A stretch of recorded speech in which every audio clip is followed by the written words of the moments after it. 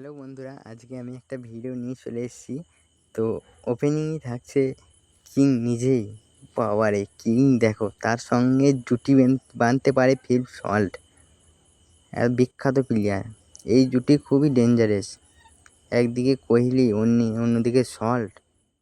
এই পাওয়ার প্লের অ্যাটাক সামলাইতে পারবে কোনো টিম? যদি শুরুটা এমন হয় তাহলে আরসিবি সবারই ম্যাচ গুটিয়ে দেবে। নাম্বার 3-তে ক্যাপ্টেন রজত পাটিদার নিজেই। তারপর ওপেনার দীপক পাডিক্কাল অথবা ভেঙ্কটেশ আইয়ার। ভাবা যায় এত প্লেয়ার। ফিনিশিংয়ের জন্য আছে তো টিম ডেভিড, পুরো একবারে পাওয়ার হিটার। বাবারে, তার সাথে যদি জিতেশ শর্মা থাকে ভাই, তাহলে যা খেলবে ভাববারই বাইরে। আগে যা আরসিবি ছিল, 49-এ অল আউট হয়ে গেছিলো, এখন যা খেলছে ভাই ভাববার বিষয়। এখন 250 রান, এইবার 300 পার করবে মনে হচ্ছে।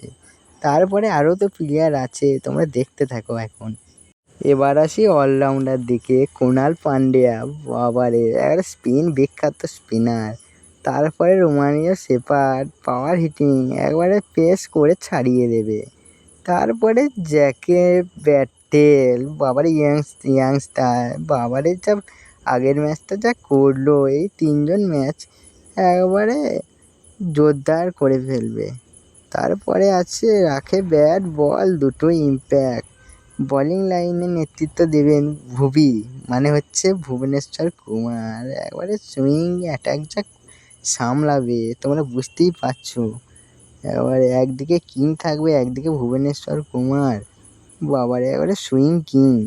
তার সাথে থাকবে জ্যাকব ব্যাথেল। বাবারে, তোমরা দেখেছো আগের ম্যাচে যা খেললো, যা উইকেট নিল, তা আরসিবিকে হারাবে কে? বাবারে, আবার ডেথ ওভারে রোমানিও শেপার্ড। বাবারে, কে সামলাবে এরকম অ্যাটাক? ভাবা যায় আগে আরসিবি যেমন ছিল আর এখন যেমন হয়েছে। তো তোমরা কি বলো, এইসব ম্যাচে, পরের ম্যাচে কি হবে? ঠিক আছে, আইপিএলে তো আবার উইকেট নেবেই। ঠিক আছে, এইভাবেও 2025-এও পেয়েছে, 2026-এও মনে হয় আর নিস্তার নাই কোনো প্লেয়ার। যা হারাচ্ছে বাপরে বাপ। নেক্সট ম্যাচ আছে, বাপরে, এসবার 300 পার। যা খেলবে ভাই, ভাববারই বিষয়। তো বহুত প্রতীক্ষার পর এত ভালো টিম বানিয়েছে, সেলুট। ঠিক আছে, ক্যাপ্টেন রজত পাটিদার।